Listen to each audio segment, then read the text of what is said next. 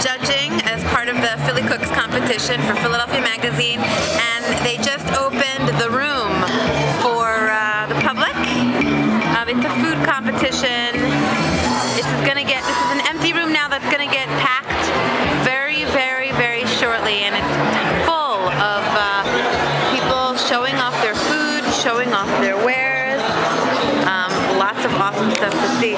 We should go into the judges room because the judges room is where they had all the food laid out, where you can actually see it. So here's the lobby. Of course, the bar is right there. And then they have some desserts over here.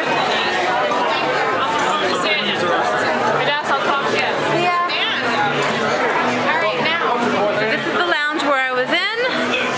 The judges lounge. And then all the food is laid out, everything that we judged. So everything here is going to be in the big room, or is in the big room.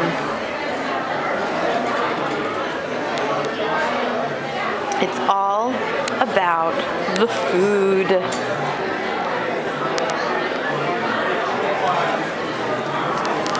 That's all the food.